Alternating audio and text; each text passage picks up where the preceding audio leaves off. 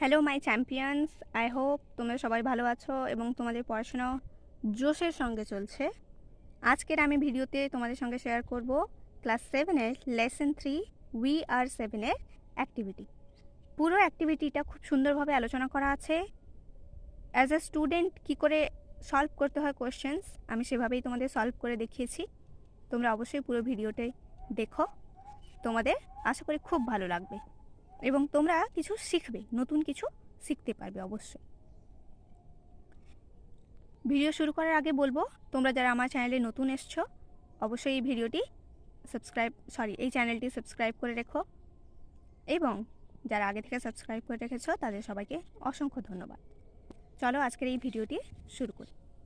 দেখো, activity 1, choose the correct answer from the given alternatives. এর তোমাদের প্রিয় সেগমেন্ট, অপশনস থাকে, তোমাদের খালি চুজ করে টিক চিহ্ন লাগাতে হয়। দেখো, first question, the little girl whom the poet met was. তাহলে যে ছোট্ট বালিকা যার সঙ্গে কবির দেখা হয়েছিল সে ছিল ড্যাশ, কী ছিল? 7 অর্থাৎ 7 বছর, 8 বছর, 9 ইয়ার্স ওল্ড 9 বছর। কত ছিল? 8 বছর। 8 হচ্ছে রাইট আনসার।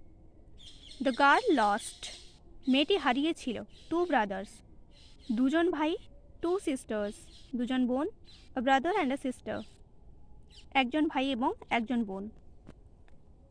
রাইট আনসার হচ্ছে আ ব্রাদার অ্যান্ড আ সিস্টার। কেন কি কবিতায় একেবারে তোমরা দেখেছ যে বালিকা বলছে যে চার্চ ইয়ার্ডে শুয়ে আছে আমার ভাই এবং আমার বোন, that means a brother and a sister. The distance between her house and the burial ground was only. Burial ground means এখানে ওই গ্রেভকে বলা হচ্ছে, বারিয়াল মানেও কবরস্থান, ওকে, যেখানে সমাধি দেওয়া হয় বা কবর দেওয়া হয়। তাহলে ওই সমাধিস্থল পর্যন্ত দূরত্ব ছিল কত? 12 স্টেপস, 10 স্টেপস, 6 স্টেপস, 12 পা দূরত্ব ছিল। So the answer is 12 steps. এবার চলে এসো অ্যাক্টিভিটি 2-তে। Identify which of the following statements are true and which are false. তো এখানে ট্রু ফলস তোমাদেরকে আইডেন্টিফাই করতে বলছে। Give a supporting statement for each of your answer. সেই সঙ্গে একটা করে উত্তরের সপক্ষে সাপোর্টিং স্টেটমেন্ট দিতে বলছে। সো ফার্স্ট কোয়েশ্চেন চলে এসো। The little girl was good looking. ছোট্ট মেয়েটি সুন্দর দেখতে ছিল। তো তোমরা কবিতায় পড়েছো যে কবি মুগ্ধ হয়েছিলেন ছোট মেয়েটির বিউটিতে। So the answer is true. And the supporting স্টেটমেন্টটা এখানে দেখো পাশেই লেখা আছে, পুরো লাইনটা লেখা নেই যেহেতু জায়গা ছিল না। আমি তোমাদেরকে প্যাসেজে দেখিয়ে দিচ্ছি কোনটা হচ্ছে সাপোর্টিং স্টেটমেন্ট, ওকে। তোমরা চলে এসো 28 পেজ। 28 পেজে first paragraph 3 number line. Her eyes were fair and very fair, her beauty made me glad. এটা হচ্ছে সাপোর্টিং স্টেটমেন্ট। এখানে কবি স্পষ্টভাবে বলেই দিয়েছেন যে মেয়েটি বিউটিতে তিনি গ্ল্যাড হয়েছিলেন, অর্থাৎ অভিভূত হয়েছিলেন। এবার চলে এসো second question. 5 of her brothers and sisters were dead. তার 5 জন ভাই বোন মারা গেছিল। তোমরা জানো যে 2 জন মারা গেছিল। সো আনসার হচ্ছে ফলস। এবার সাপোর্টিং স্টেটমেন্টটা দেখো, পাশে লেখা আছে আর আমি তোমাদেরকে প্যাসেজে দেখিয়েও দিচ্ছি, ওকে। তোমরা চলে এসো 29 পেজ।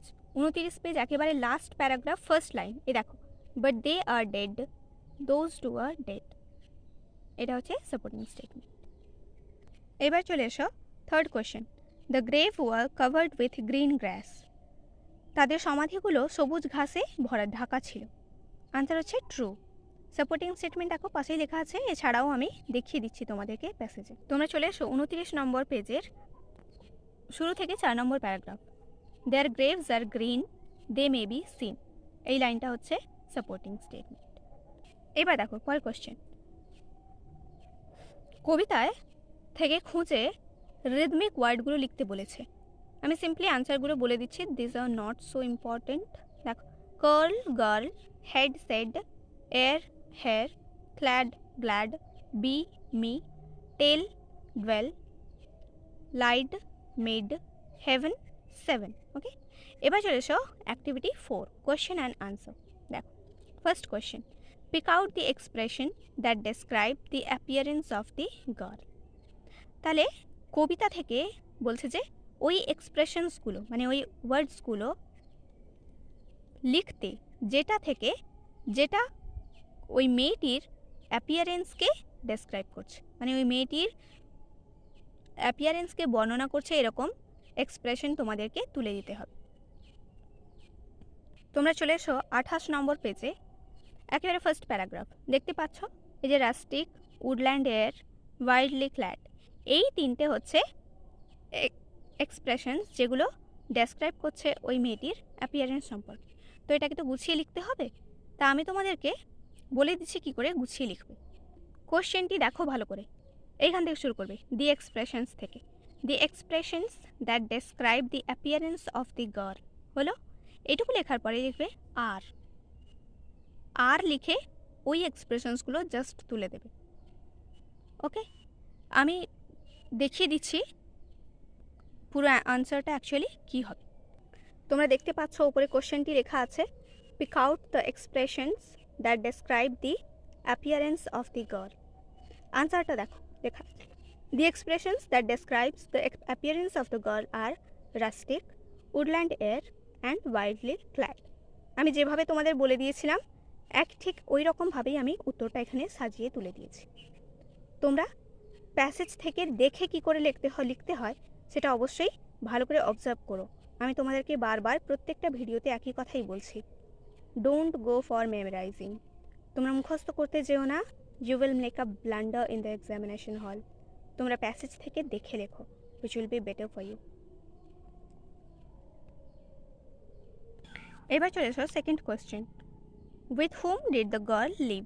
ছোট মেয়েটি কার সঙ্গে বাস করত। তাহলে এখানে জাস্ট হুমের জায়গায় আনসারটা লিখবে। তোমরা জানো ছোট্ট মেয়েটি তার মায়ের সঙ্গে বাস করত, তো উইথ এখান থেকে লিখবে দি গার্ল থেকে, the girl lived with her mother. Okay,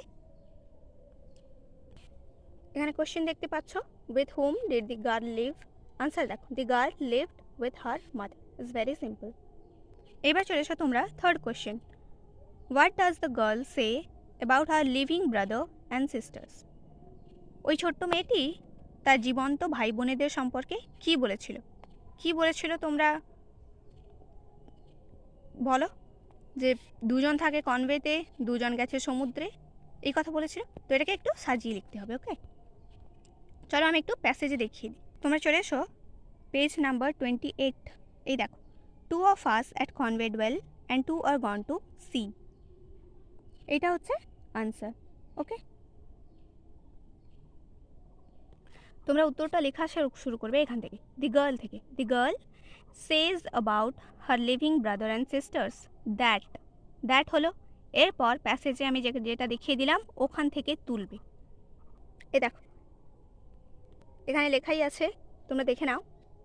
the girl said about her living brothers and sisters that 2 of them dwell at Conway, 2 are gone to sea. এইটুকুই হচ্ছে আনসার। তোমরা প্যাসেজে দেখিয়ে দিয়েছি তোমাদেরকে, তোমরা ওখান থেকে তুলে লিখবে। এবার চলে এসো ডি দাগের question, why does the girl say we are 7। কেন মেয়েটি বলেছিল যে আমরা 7 জন। এই আনসারটি তোমাদেরকে নিজেদেরই লিখতে হবে, এটা কিন্তু প্যাসেজ থেকে খুঁজে তোমরা লিখতে পারবে। ওকে, আমি খুব সহজ করে তোমাদেরকে করে দিয়েছি আনসারটা, তোমরা একটু দেখে নাও। খুব সহজ ভাষায় খুব ইজিলি তোমরা মনে রাখতে পারবে যেভাবে আমি লিখে দিয়েছি। দেখো, দি লিটল গার্ল, সরি এখানে গার্ল কথাটা লেখা নেই, আমি একটু লিখে দিই। দেখো, the little girl was very innocent to have idea about death.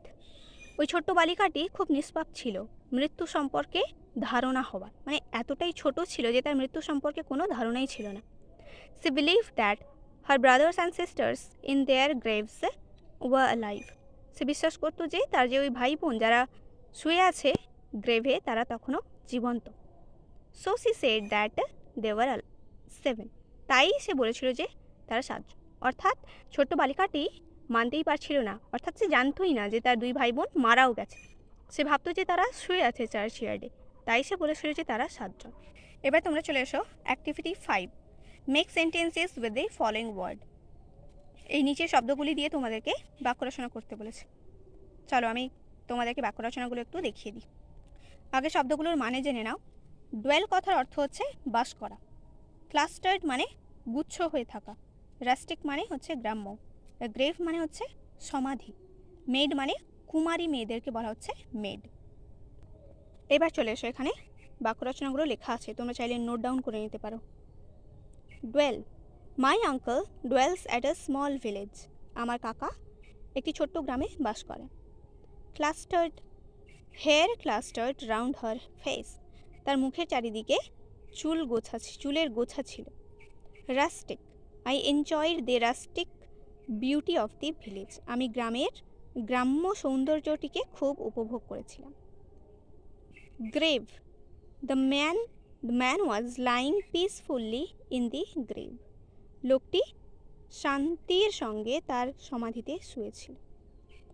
Made, a maid was dancing in the field, একটি কুমারী ছোট্ট মেয়ে মাঠে নাচ করছিল। এবার তোমরা চলে এসো অ্যাক্টিভিটি 6। এবার দেখো, make sentences with the following pairs of homophones. আগে তোমাদেরকে একটু বলে দিই হোমোফোনস কি। ফোন অর্থাৎ সাউন্ড, ওকে। হোমো মানে তোমরা জানো একই, সো হোমোফোনস হচ্ছে একই সাউন্ড হবে, অর্থাৎ উচ্চারণ একই কিন্তু অর্থ তাদের আলাদা। তো আগে তোমাদেরকে বলে দিই শব্দের অর্থগুলো কী কী। দেখো, মেট, এই মেট হচ্ছে মিট ভার্বের পাস্ট ফর্ম হচ্ছে মেট, মানে দেখা করেছিল। আর মেট কথার অর্থ হচ্ছে তোমাদের ক্লাসমেট হয়, অর্থাৎ বন্ধু বা সাথী বা সঙ্গী কিছু বলতে। হেয়ার, হেয়ার মানে হচ্ছে চুল, আর এই হেয়ার মানে হচ্ছে খরগোশ। ওয়ান্ডার, ওয়ান্ডার হচ্ছে বিস্ময় হয়ে যাও বা অবাক হয়ে যাও। আর ওয়ান্ডার কথার অর্থ হচ্ছে উদ্দেশ্যহীনভাবে ঘুরে বেড়ানো, এদিক ওদিক ঘুরে বেড়ানোকে বলা হয় ওয়ান্ডার করা। টু, টু মানে জানো সংখ্যা, দুই সংখ্যা বোঝাতে টু ব্যবহার করা। আর to, this to is a preposition, এটা হচ্ছে একটা প্রিপোজিশন। আর এই দেয়ার কথার অর্থ হচ্ছে সেখানে, আর এই দেয়ার কথার অর্থ হচ্ছে তাদের। এবার চলো তোমাদেরকে দেখিয়ে দিই বাক্য রচনাগুলো। দেখো, first word is met, I met my friend yesterday, গতকাল আমি আমার বন্ধুর সঙ্গে দেখা করেছিলাম। Met, two of my classmates came to my house, আমার দুই ক্লাসের বন্ধু আমার বাড়িতে এসেছিল। Hair, the girl has curly hair, মেয়েটির কোঁকড়ানো চুল আছে। Hare, hare runs faster than tortoise, খরগোশ কচ্ছপের থেকে জোরে দৌড়তে পারে। Wonder, I was filled with wonder to see the snake, আমি সাপটিকে দেখে অবাক হয়ে গেছিলাম। ওয়ান্ডার মানে হচ্ছে the dogs wander around our village, কুকুরেরা আমাদের গ্রামে ঘুরে বেড়ায়। Two, I have two pet dogs, আমার দুটো পোষ্য কুকুর রয়েছে। আর টু হচ্ছে they went to Digha yesterday, তারা গতকাল দীঘা গেছিল। There, Rohit went there alone, Rohit একাই ওখানে গেছিল। There, Mina and Rina are going to their school, Mina এবং রিনা তাদের স্কুলে যাচ্ছে। বন্ধুরা, তাহলে আজকে অ্যাক্টিভিটি তোমাদেরকে আমি কমপ্লিট সলিউশন দেখিয়ে দিলাম। তোমরা চাইলে সমস্ত কোয়েশ্চেন আনসারগুলো খাতায় নোট করে রেখো, তোমাদের পরীক্ষার সময় ইজিলি অ্যাক্সেস করতে সুবিধে হবে। তোমাদের ভিডিওটি ভালো লাগলে অবশ্যই কমেন্ট করে জানিও এবং লাইক করো, আর অবশ্যই তোমাদের বন্ধুবান্ধবদের সঙ্গে শেয়ার করে দিও। Thank you very much for watching the video. আজকে এখানেই শেষ করছি।